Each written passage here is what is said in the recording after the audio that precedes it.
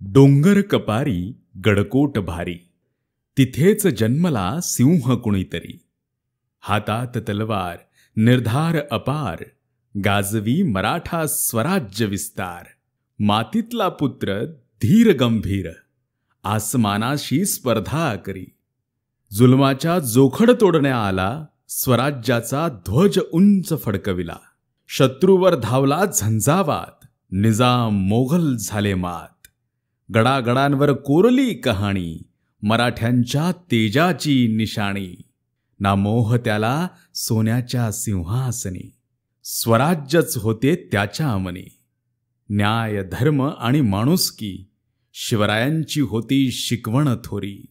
शिवबा तुझ्या पराक्रमाची गाथा, गाजेल युगानुयुगे अमर कथा.